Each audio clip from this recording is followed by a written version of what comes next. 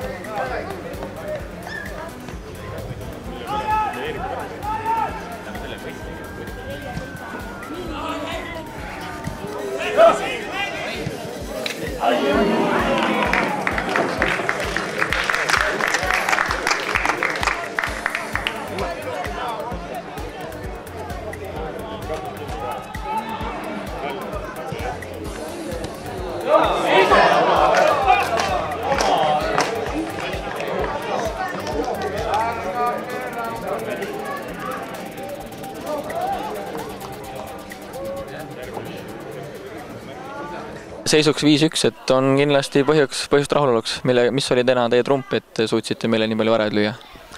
Tervist! Ütleme nii, et esimene poolega oli väga võrdne mäng, et see seis ei peegeldu kindlasti nagu seda tulemust võib-olla, et teine poolaeg me olime lihtsalt nagu füüsiliselt nagu oli üle ja Tarvas tundus, et nad väsisid ära lihtsalt, et ma arvan, et sellest võis olla see ära kukkumine, aga esimene poolaeg oli väga võitluslik ja All ja Karvu oli küll piisavalt, meil tuli juurde. Keskväljal oli teil väga suurte kogemustega mees, et on ta siis kõvasti andnud ka juurde noortematele nii mängukindlust kui ka enesekindlust? No selge, kui niisugune mees tuleb ikka noorematega mängima, siis on neil lisamotivatsioon ja selline tahe näidata kindlasti, aga mis Dmitrimisse puutub, siis on ta nagu vigastusest taastumas alles ja esimesed mängud, et selge, et tema see tippvorm on nagu veel siin valgusaastate kaugusel, et sinna läheb veel aega. Teisel poolel tegite ka mitu vahetust, et kas see siis muutis mängukäiku jäädavalt pärast kolmandat väravat, tuli ülejäänud 2 suhteliselt kiiresti juba? Ma ei ütle, et nad jäädavalt muutsin, selge nad annavad jõudu juurde alati on ju, vähemalt ma loodan seda, et annavad ja täna see oligi niimoodi, aga kõik peavad mänguaega saama ja samamoodi noored, et kus nad mujal ikka arenevad, kui seal väljakul ainult, pingi peal ei arene keegi. Kas on ka midagi negatiivset või kindlasti mida oleks vaja näiteks parandada selle mängu puhul? No kindlasti on, siin on palju momente, mis on vaja paremaks saada, aga eks me töötame nende kallal. Henri Ang, et täna selline purustav 5-1 kaotus, mis sa arvad mängust ise? Esimene poolega oli normaalne tegelikult, aga saime veel viigistada, aga siis teine poolega vajusime ära millegi pärast, seal järjest hakkasid tulema.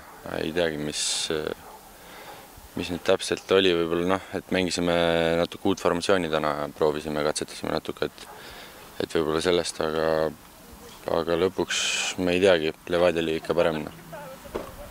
Esimene poolaeg just, et paistis Levadia domineerivat ja ise panustasid rohkem läbisöötudele ja standardolukordadele. Et sealt lõpuks suutsid ka enne värava ära lüüa, kuid mis juhtus siis teisel poolel täpsemalt?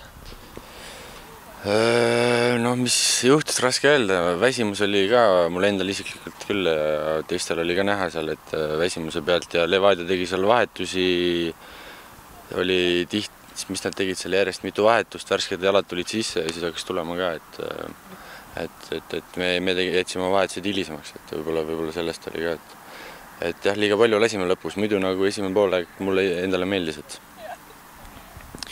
et eesliinis tegelikult võimalusi meil endil ju oli päris mitmeid, aga tagaliin paistis täna kuidagi lekkivat. No ees ka samas ära ei löönud, oleks võinud seal mõned veel lüüa, mul endal oli ka seal 1-1 peal oli võimalus, et oleks selle ära löönud, mäng oleks võinud üldse teine olla, eks ole, aga need ei löönud, läks hoopis teistpidi, sain 5-1 talana. Aga järgmiseks mänguks siit kaasa võtta, et juba kohtume nendega taaskord juba sellel pühapäeval, et kas on juba omad mõtted ja plaanid selgunud, et mida võiks teistmoodi teha? Ei ole jõudnud seedida veel midagi, siin 2 päeva saab puhata ja laupäeval trenn ja siis mõtleb trennis ja siis jälle mäng.